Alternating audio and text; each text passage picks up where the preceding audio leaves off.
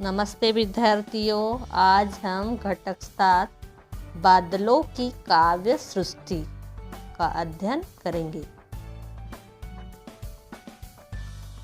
इस गद्य के लेखक है आचार्य काका कालेलकर।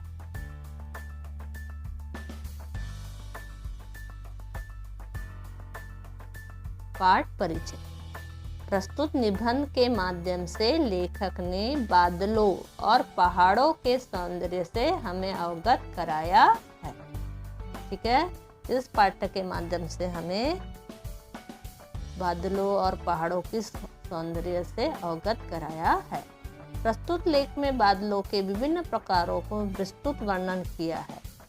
विभिन्न प्रकार के बादलों में अंतर का जितना शोषण वर्णन लेखक ने किया है, उतना सूक्ष्म वर्णन शायद मौसम विभाग वालों ने ही किया होगा।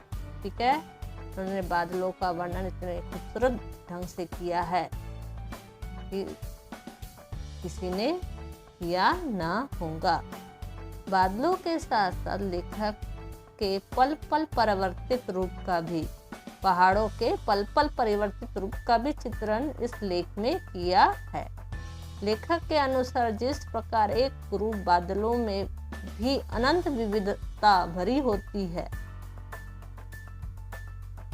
उसी प्रकार कपूर गौर हिम शिखरों में भी आकृति के साथ साथ रंगों तथा भाव का अमर्यादित विविधता होती है।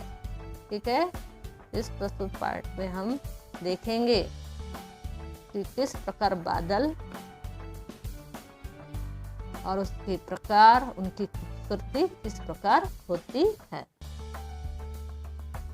अब हम पहले लेखक के बारे में जानकारी हासिल करेंगे। जन्म 1 दिसंबर 1885, सातारा, महाराष्ट्र। मृत्यु 21 अगस्त 1981। रचनाएं: स्मरण यात्रा, धर्मोदय, हिमालयनो प्रवास, लोक माता जीवनो आनंद, अवरनावर।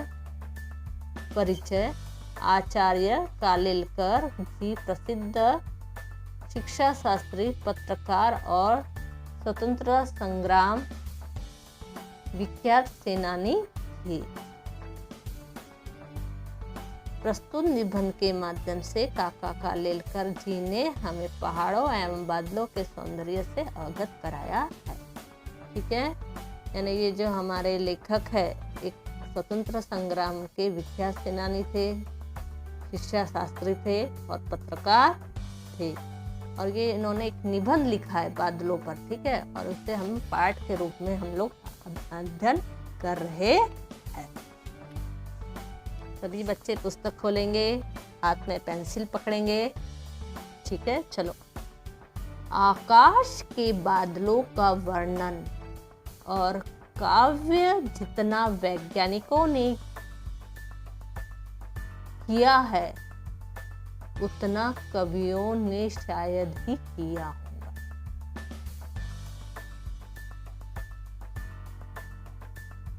यानी यहाँ बताया है कि जो बादल है आकाश के,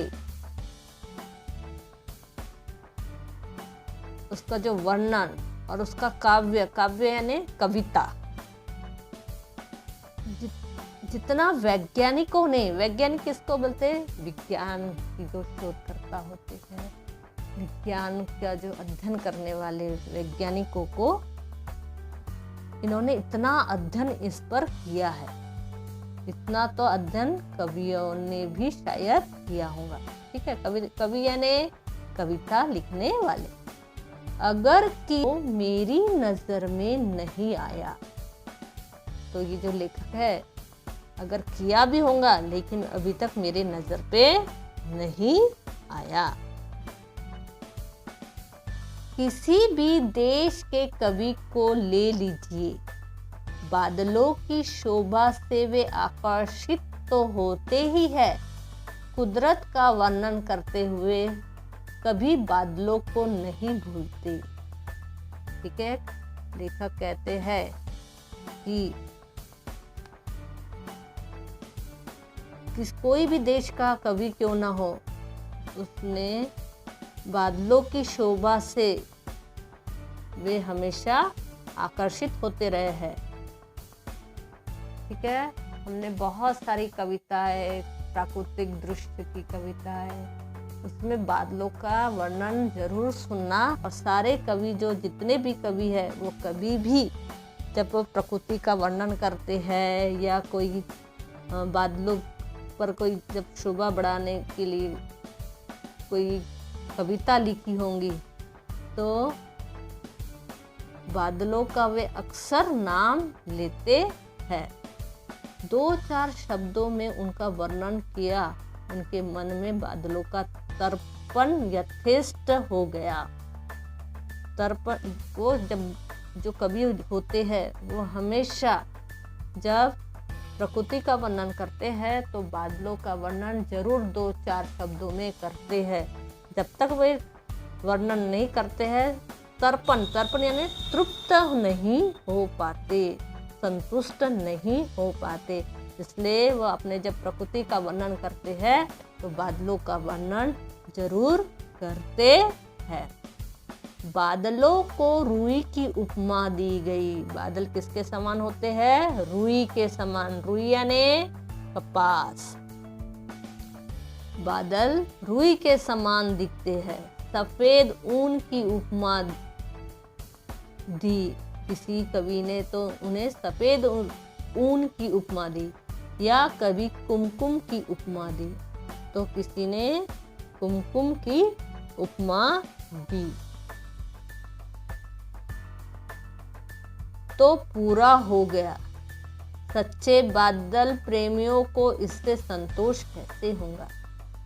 जो लेखक है उनका कहना है कि कुछ कवियों ने क्या कहा, बादलों को रुई, कुछ ने सफेद ऊन, और कुछ कवियों ने कुमकुम कहा। लेकिन जो बादल का सच्चा प्रेमी होता है, लेखक कहता है, जो बादलों का सच्चा प्रेमी है वह इन तीनों उपमा से संतुष्ट नहीं हो पाता, शांत नहीं हो पाता। मेरे बचपन में जब हम विज्ञान पढ़ते थे, तब बादलों के 4 मुख्य विभाग बताए जाते थे। लेखक ने बादल का जो स्पष्टीकरण करने के लिए अपने बचपन का जीवन याद किया, और उन्होंने कहा कि जब मैं छोटा था, विज्ञान पढ़ता था, तब मुझे बादलों के कितने विभाग बताए? 4 मुख्य बताए भाग। ये चारों किस्म के बादल आसानी से पहचाने जाते हैं। लेकिन आज जलवायु के शास्त्र के साथ बादलों का विज्ञान भी बहुत कुछ बढ़ गया, और बादलों के असंख्य प्रकार, उनकी खूबियाँ और उनके नाम, सबका विस्तार इतना बड़ा है कि प्रकृति प्रेमी कवि कहीं न कहीं पिछड़ गए हैं। देखो, लेखक कहते थे कि उस समय जब मैं छोटा था, तब मुझे बादलों के 4 प्रकार बताए गए, लेकिन अब जमाना बदल गया। ठीक है, और विज्ञान भी बहुत बढ़ गया। जो जलवायु के जो शास्त्र है, उनका जो विज्ञान है, वो बहुत बढ़ गया है। आज बादलों के असंख्य प्रकार है, उनकी अलग अलग खूबियाँ है, उनके जो नाम है, सबका विस्तार बहुत बड़ा है कि जो कवि प्रेमी थे वो कहीं कम पड़ गए हैं, कहीं तो भी पिछड़ गए हैं। हमारे प्राचीन कवि काले श्याम बादलों को राक्षसों की उपमा देते थे।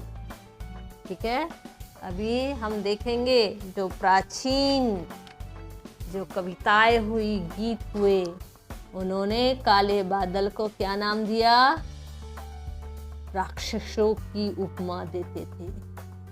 नव जलधर को देखते ही उन्हें दुप्त निशाचर का भ्रम होता था। दुप्त यानी प्रचंड, निशाचर यानी राक्षस। ठीक है। नव जलधर, नव यानी नया, जलधर यानी बादल, जलधर यानी पानी से धरा हुआ। ठीक है। अगर पानी से धरे हुए नवीन बादल दिखे तो उन्हें क्या कहता था? तो निशाचर। दुप्त यानी प्रचंड राक्षस, ऐसा भ्रम होता था। देखो अभी हमने 2 बादलों के प्रकार देखे। पहला था काले घने बादल, तो राक्षस। अब दूसरा वाला जो है उससे क्या कहा गया? प्रचंड राक्षस या दानव। जल राशि के भार से भूरी विलंबिनों घनों को देखकर उन्हें परोपकारी सज्जनों की नम्रता याद आती थी।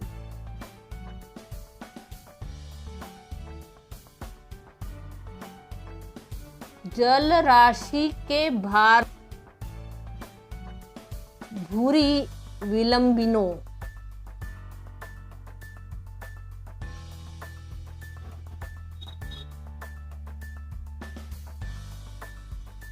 घनों को देखकर उन्हें परोपकारी सज्जनों की नम्रता याद आती थी। जल राशि यानी जल से भरा हुआ। ठीक है। घने घने जल से भरे हुए बादल।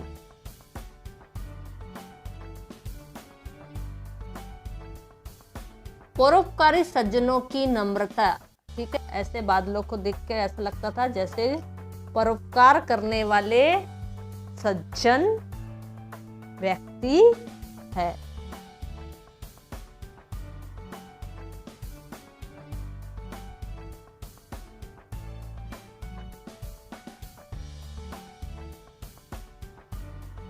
जल राशि के भार से भूरी विलंबिनों घनों को देखकर उन्हें परोपकारी सज्जनों की नम्रता याद आती थी।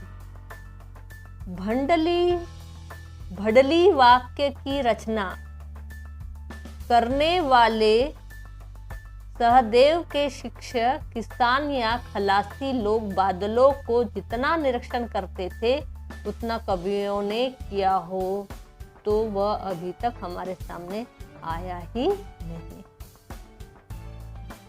भड़ली वाक्य की रचना। ठीक है।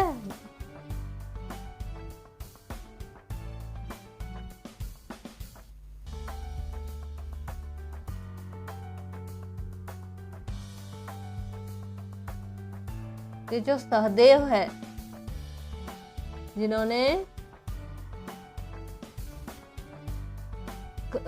कविता की रचना की थी जिसमें भड़ली वाक्य, ऐसा रचना करने वाले जो सहदेव है कवि है, इनके जो शिष्य है,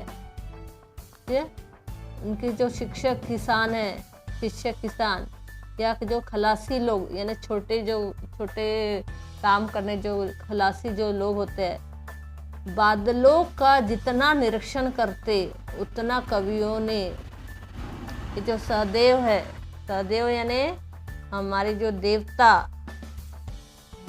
बादलों के, इन्होंने इनके जो शिष्य है, इनके जो किसान है, ठीक है, इन्होंने इन बादलों का निरीक्षण इतना किया, इतना अगर कवि करते तो उनकी कवियों में उनका वर्णन जरूर आया होता।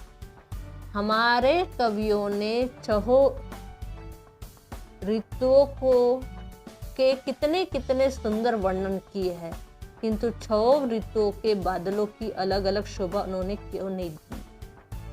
देखो लेखक कहते हैं कि हमारे जो कवि है उन्होंने हमारे देश में, हमारे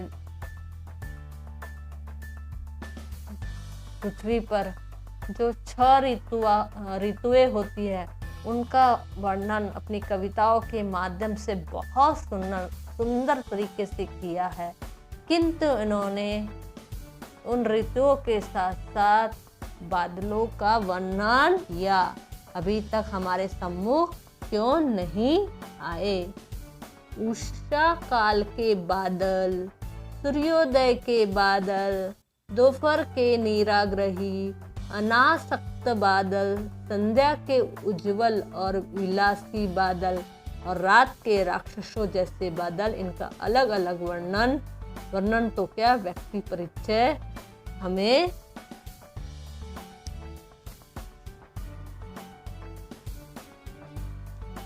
मिलता है। देखो अभी इन्होंने इस छोटे से जो आखिरी जो यहाँ परिचय दिख रहा है उसमें कितने प्रकार के बादल बताए। उषा काल के बादल, उषा काल के बादल यानी सूरज निकलने के जो पहले का समय है उस समय बादल। फिर उषा काल यानी जब सूरज निकलने के पहले का बादल। फिर सूर्योदय यानी जैसे सूर्योदय होता है उस समय का बादल। फिर दोपहर के निराग्रही यानी दोपहर को जब बादल निकलते, निराग्रही यानी बिना आग्रह किया हुआ बादल। हाँ, दोपहर को जब बादल किस प्रकार। फिर अनासक्त बादल, ठीक है, अनासक्त यानी आसक्ति रहित वाला बादल, ठीक है। उसके बाद संध्या के उज्जवल और विलासी बादल, शाम होती है उस समय बादल किस प्रकार दिखते हैं, यानी ये उपमा दे देकर उनका वर्णन किया गया है। और रात के राक्षस जैसे बादल, ठीक है, रात को क्या हो जाते हैं, काले काले वो बादल हो जाते हैं, उन्हें राक्षस कहा गया। तो उषा काल का समय का बादल, सूर्योदय के बादल, दोपहर का, ठीक है। फिर अनासक्त बादल,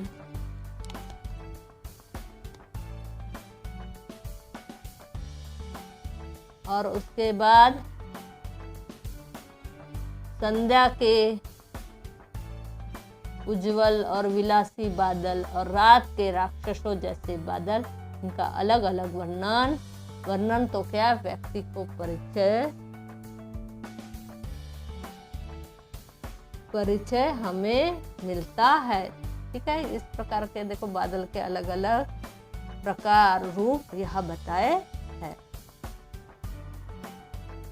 पूर्णिमा के दिन चंद्र के साथ खेल खेलने वाले बादल और द्वितीया के चंद्र की शोभा बढ़ाने वाले बादल एक नहीं होते। देखो इन्होंने और यहाँ पे दो प्रकार बताया।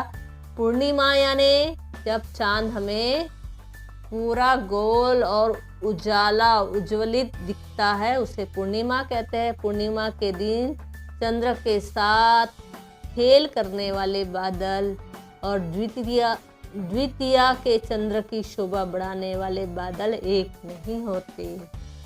समझा? यानी उन्होंने कहा कि जो पूर्णिमा के दिन निकलने वाला और फिर दूसरे दिन जो निकलते हैं बादल चंद्र, ये अलग अलग बादल होते हैं। बारिश के दिनों में सारे आकाश पर अपना साम्राज्य जमाकर अनंत आकाश को संकुचित करने वाले बादल जुदे और सारे क्षितिज पर अपना व्यवस्थित वलय फैलाकर आकाश के नीले गुंबद की अखंड शोभा बढ़ाने वाले बादल जुदे।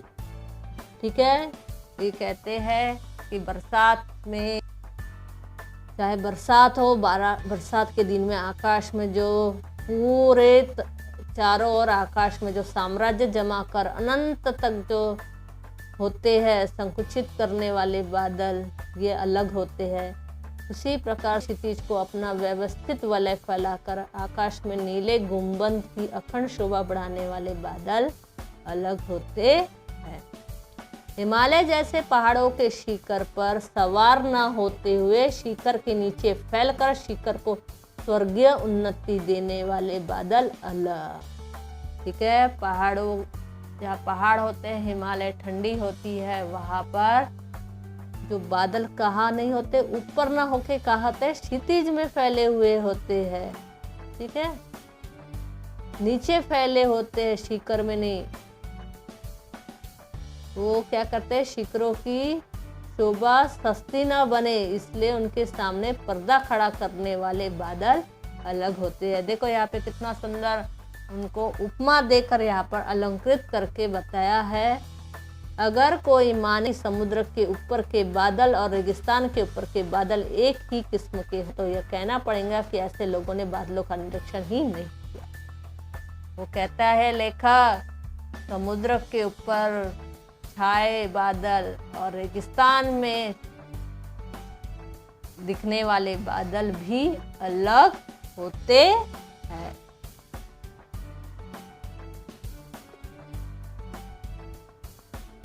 हम पहले से मानते और कहते आए हैं कि बादलों का क्षेत्र अनंत है, लेकिन हमें उन क्षेत्रों की पूरी कल्पना नहीं थी। वह तो हमारी पृथ्वी और खड़े होकर आकाश की ओर ताकने से बनी हुई मर्यादित कल्पना थी। हम पहले से मानते और कहते आए कि बादलों का क्षेत्र अनंत है। मैं पहले से ही कह के आया हूँ कि ये जो बादल का जो क्षेत्र है वो अनंत है, लेकिन हमें उन क्षेत्रों की पूरी कल्पना नहीं है। बादल अनंत है, लेकिन इसकी कल्पना हम अभी तक हमारे पास पूरी नहीं है। वह तो पृथ्वी पर खड़े होकर आकाश की ओर ताकने से बनी हुई मर्यादित कल्पना थी। हम जो आकाश में देखते हैं बादल, यह केवल काल्पनिक मर्यादा है, इसकी मर्यादा तो अनंत है। कुछ घाटियों के तरफ देखने से बादलों की सारी शोभा नई ही बन जाती है।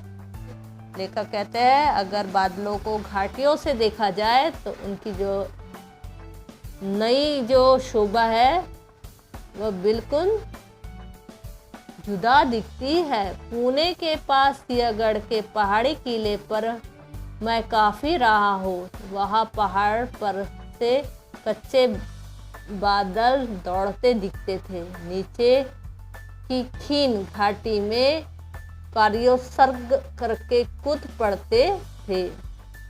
लेखक कहते हैं पहाड़ों से अगर बादल देखो तो उनकी नई अलग छटा दिखाई देती थी।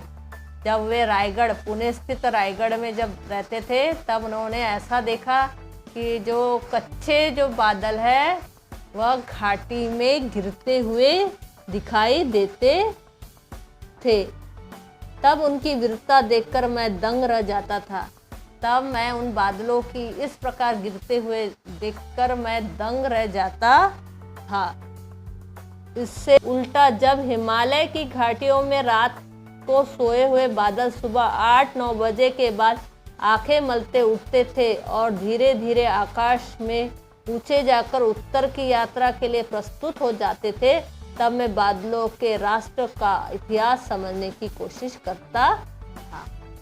अब लेखक ने पहला जो वर्णन है वो रायगढ़ यानी पुणे से घाटी में उतरते हुए देखा, और दूसरा वर्णन उन्होंने किया जब मैं हिमालय पर्वत की तरफ देखता हूँ तो मुझे ऐसा लगता है कि ये जो बादल है क्या किए, रात को यानी उनका वीरता दिखाई देती थी।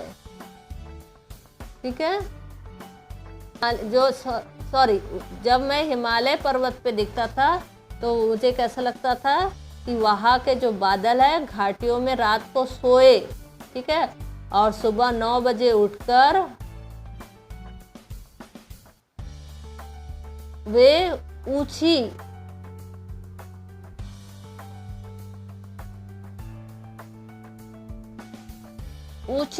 वो जाते हुए दिखाई देते हैं। यानी यहाँ पर 2 प्रकार के बादलों का वर्णन किया है। कुछ बादल तो घाटी में उतरते हुए देखा और कुछ बादल घाटी से ऊपर उठते हुए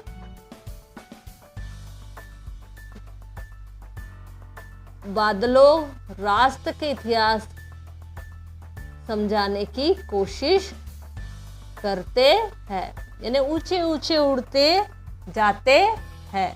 यानी दो प्रकार के बादल, एक तो घाटी में उतरते हुए और दूसरे घाटी से पहाड़ों से ऊंचे उठते हुए उन्होंने देखा है। जब हवाई जहाज में बैठकर हम पृथ्वी को छोड़ सके और बादलों को बींद कर उनके भी ऊपर जा सके, तब तो सारी दृष्टि ही बदल गई। जब हवाई जहाज में बैठकर हम पृथ्वी को छोड़ सके और बादलों को बांधकर उनके भी ऊपर जा सके, तब तो सारी दृष्टि ही बदल गई। कवि कहते हैं, जब हम हवाई जहाज में बैठते हैं, धरती को छोड़ते हैं और बादलों के ऊपर जाते हैं, तब बादलों का रूप कैसा होता है वो हम देखेंगे। तब तो अभूतपूर्व या अदृष्टपूर्व विस्तार उसे देखने को मिलता है। जब हम हवाई जहाज में बैठकर जब बादलों के भी ऊपर से जब हम जाते हैं, तब तो बादलों की अभूतपूर्व अदृष्टपूर्व विस्तार हमें देखने को मिलता है। सैकड़ों मील तक फैले हुए बादलों के पहाड़, उनके उत्तुंग शिखर और बीच की घाटियां, यह सब देखकर मनुष्य कहने लगता है कि पिछली जिंदगी में हमने ऐसे नज़ारे की कल्पना भी नहीं की। यानी जब हम हवाई जहाज में बैठकर बादलों के ऊपर जाते हैं, तो बादलों की सुंदरता, भव्यता, ये सब हमें देखने के लिए मिलती है। और तब ऐसा लगता है कहीं यानी पिछली जिंदगी का जो नज़ारे देखे होंगे हमने, वो नज़ारा की कल्पना भी नहीं कर सकते। पिछली जिंदगी में हमने ऐसे नज़ारे की कल्पना भी नहीं की थी, यानी हमने कभी सोचा भी नहीं था कि इतना सुंदर ये बादल है, जो ना आज तक हमने न कविताओं ने सुना है, न किसी शायरी में सुना है, न किसी कवि ने वर्णन किया है। इन व्योम काव्यों में इंद्रधनुष भी होते हैं। ठीक है, काव्य इस व्योम काव्यों में क्या होते हैं? इंद्रधनुष भी होते हैं। उभय संध्या की शोभा भी होती है। ठीक है, उभय संध्या की शोभा भी होती है। बादलों के अंदर अथवा बादलों से बने हुए रेगिस्तान भी देखने को मिलते हैं। बादलों के अंदर तथा बादलों से बने हुए रेगिस्तान भी देखने को मिलते हैं, और बीच बीच में छोटे छोटे सरोवर भी बनते हैं। देखो क्या क्या दिखाई देता है, सरोवर दिखाई देता है, रेगिस्तान दिखाई देता है, छोटे मोटे सरोवर, इंद्रधनुष दिखाई देता है। सचमुच पृथ्वी की उदारता से वातावरण को जो बादल मिलते हैं, उनके लिए सूर्य की किरणों के प्रति हमें कृतज्ञ होना चाहिए।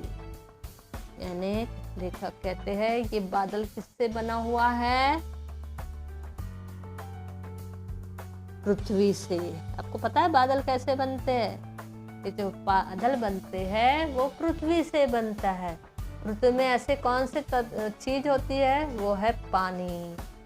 तो ये जो धरती में जो पानी है, और उसको बादल बनाता कौन है? सूरज की किरणें।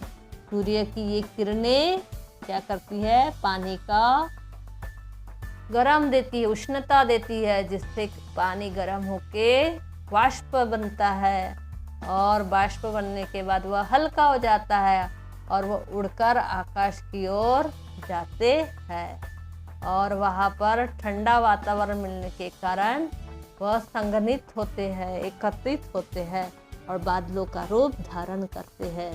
तो लेखक कहते हैं मैं उस धरती को नमन करता हूँ, कृतज्ञ हूँ, और उस सूर्य की किरणों के प्रति कृतज्ञ है जो इतने सुंदर बादलों का निर्माण करते हैं। सूर्य की किरण, आकाश की पवन और पहाड़ों के प्रतिबिंब सबके सहयोग से बादलों की सृष्टि पैदा होती है। समझ में आया?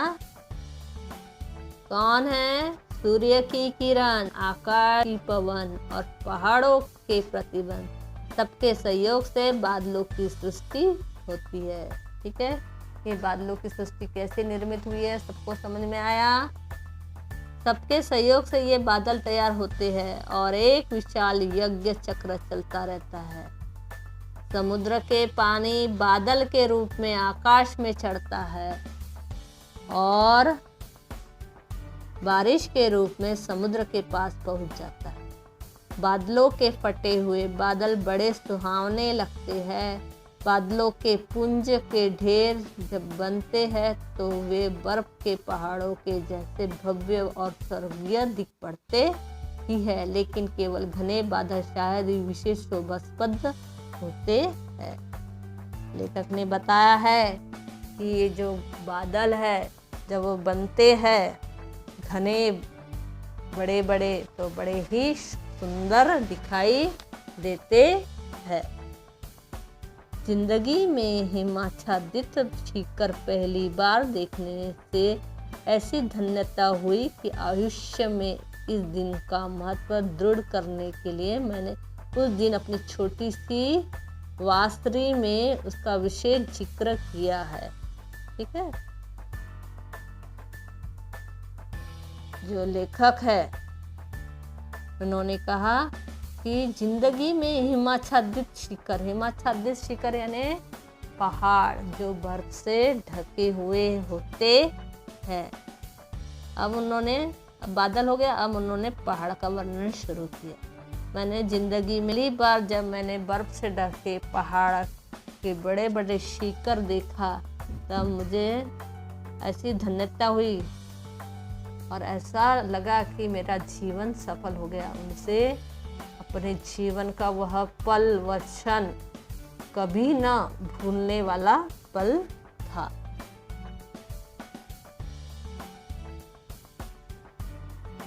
विशाल काय सफेद सफेद शिखर देखकर ही तो मैं तृप्त और मस्त हुआ था। यानी बड़े बड़े सफेद सफेद शिखर देखकर मेरा मन तो कैसा हो गया था? तृप्त यानी संतुष्ट। ठीक है, और मस्त हुआ था यानी आनंदित प्रफुल्लित हो गया था। लेकिन देखा कि वे भव्य पहाड़ भी अपने ढंग का नखरा कर सकते हैं।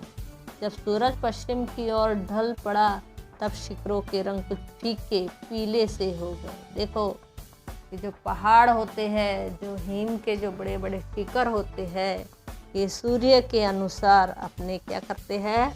रंग में परिवर्तन करते हैं। तो कहते हैं जब सूरज पश्चिम की ओर ढल पड़ा तो शिखरों के रंग में कुछ फीके पीले से हो गए और वे पहले से ज़्यादा मोहक होने लगे। बर्फ के रंग देखते देखते ऐसे बदलने लगे कि एक क्षण के लिए भी नज़र उन पर हटना कोई अजीब सुंदरता खोने जैसा था। देखो कितना अच्छा वर्णन किया है लेखक ने। लेखक कहते हैं कि ये जो बर्फीले के बड़े बड़े शिखर रहते हैं वह सूरज की किरणों अनुसार अपने रंग की छटा बदलते हैं। शाम के समय या सोनेरी पीले रंग का बहुत ही मनमोहक दिखाई देता है।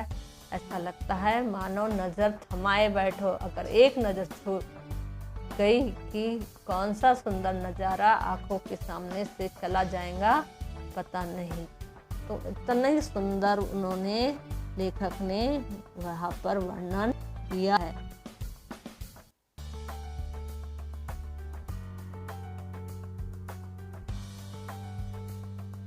कितना आश्चर्य कि इनकी विलक्षण चंचलता का प्रत्यक्ष साक्षात्कार होते हुए भी पहाड़ के चेहरे पर की गंभीरता या काचित भी नष्ट नहीं होती। देखो कहता है कवि जो लेखक है, बर्फ का जो रंग देखते देखते ऐसा बदलता है जैसे एक क्षण भी नज़र उन पर से हटना कोई अजीब सुंदरता खोने जैसा था। और उन पर से हटना कोई अजीब सुंदरता खोने जैसा था। और कितना आश्चर्य का प्रत्यक्ष साक्षात्कार होते हुए भी पहाड़ के चेहरे पर की गंभीरता या काचित भी नष्ट नहीं होती। ठीक है, यानी उन्होंने बताया कि पहाड़ की छटा बदलती है, फिर भी पहाड़ का जो तनिक भर का भी उसको क्या नहीं होता है कि जो गंभीरता है वो नष्ट नहीं होती, यानी वो खिला खिला दिखाई देता है। एक जगह खड़े रहने पर हिमालय के अनेकानेक शिखरों की एक पंक्ति उत्तर की ओर जब प्रकट होती है तब उसकी शोभा और उसकी भव्यता तो अवर्णनीय है। लेखक कहते हैं जब एक जगह पर खड़े रहकर हिमालय की अनेक शिखर जब हमको पंक्ति से ऐसी प्रकट होते हुए दिखाई देते हैं तो उसका जो शोभा है, उसकी जो भव्यता है, उसका अवर्णनीय जो सुंदरता है वो क्या हो जाती है, हमारे दिलो दिमाग में छाती है, नज़र के सामने वो समा जाती है। इससे भी अधिक ऊंचे जाकर जब नज़र के सामने 20-25 मील के प्रदेश में शिखरों का बैठा हुआ सम्मेलन दिख पड़ता है तब वह भव्यता गौण होती है और विराट की समृद्धि की हृदय को दबा देती है। ठीक है, जैसे जैसे हम और आगे बढ़ते हैं और विशाल पर्वतों का क्या दिखता है, समूह दिखता है। और ठीक है, जैसे जैसे हम ऊंचे जाएंगे हमें क्या दिखते हैं, इन शिखरों का बैठा हुआ सम्मेलन दिखता है, उनकी भव्यता, ठीक है, उनका जो विराट, जो समृद्धि का ये सब दिखता है, हमारी क्या कर देता है, भव्यता को और छोटा छोटा कर देता है। ठीक है, यानी हम तृप्त नहीं हो पाते, हमें और कुछ और देखने की चाहत हो जाती है। हिमालय के बर्फीले पहाड़ों के ये एक सिरे से दूसरे सिरे तक दर्शन हुए, इनका स्मरण और वह अनुभव वर्षों तक चला। ठीक है, ये जो दर्शन, जो पहाड़ है, उसका जो स्मरण है और जो अनुभव है वो वर्षों तक दिलो दिमाग में छाया रहता है। समझ में आया? यानी वह विस्मरणीय दृश्य वह वर्षों हमारे दिमाग में छाया रहता है। नैनीताल, अल्मोड़ा होकर कौसानी, वहां से उत्तर की ओर हिमालय तक सुदीर्घ प्रदीर्घ अनवरत शिखरमाला दिख पड़ती है। ठीक है, ये देखो नैनीताल, अल्मोड़ा, कौसानी, यहाँ से उत्तर की ओर हिमालय के सुदीर्घ प्रदीर्घ ये अनवरत शिखर की माला दिखाई पड़ती है। ये शिखर है अत्यंत शीतल, ये जो शिखर है ये बहुत ही शीतल है। उनका दर्शन भी उपशम प्रेरक, शांत और शीतल ही है। उनके दर्शन से भी हमें शांतता, शीतलता प्राप्त होती है। लेकिन एक तो इनका दर्शन निरंतर नहीं हो सकता और जब होता है तब ऐसे उत्कट और जीवन समुद्र भाव को वे जागरूक करते हैं कि उनका दर्शन ध्यान के लिए नहीं किंतु कवि की प्रतिभा के लिए ही पोषक है। ठीक है, लेखक कहते हैं कि जो शिखर होते हैं इनका जो दर्शन है उपशम प्रेरक, शांत और शीतल प्रदान करते हैं। लेकिन इनका जो दर्शन है निरंतर नहीं हो सकता और जब होता है तो उनके जीवन में समृद्ध भाव को वे जागरूक करते हैं। और उनका दर्शन लोग इसलिए करते हैं कि उनकी जो ध्यान है उनका जो जीवन है वो समृद्ध भाव से पूर्ण हो जाए।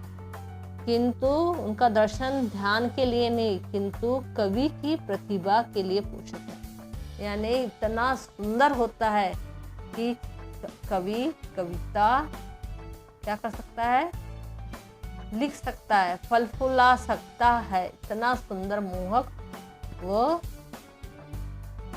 दृश्य होता है जिससे कवि अपनी कविता के लिए प्रेरित होता है।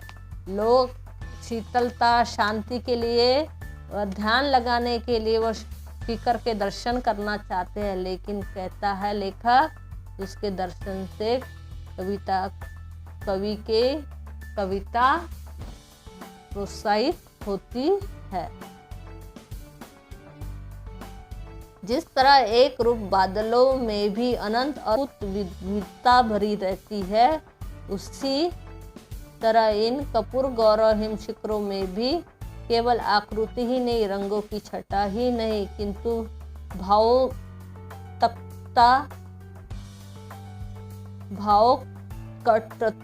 का भी अमर्याद विविधता होती है। ठीक है, यानी इनकी जो आकृतियां है, हिमालय के जो शिखर की जो आकृतियां है, उनकी रंग छटा है, वो भाव को क्या करती है, उत्पन्न करती है। जीवन के विविध और समृद्ध अनुभव को जागृत करके उनका नवनीत निकालने के लिए इन शिखरों का दर्शन, स्मरण और चिंतन हर तरह से उपकारक है। ठीक है, यह बताया है कि उनकी जो पहाड़ होते हैं, उनकी जो आकृति, रंग की छटा, आकृति और रंग की छटा ही नहीं, भावुकता को भी अमर्याद विविधता होती है। जीवन के विविध और समृद्ध अनुभव को वो जागृत करके उनका नवनीत निकालने के लिए इन शिखरों का दर्शन, स्मरण और चिंतन हर तरह उपकारक है। इन पहाड़ों को दर्शन करने से हमारे स्मरण, चिंतन के लिए क्या होता है, उपकारक होता है, अच्छा होता है।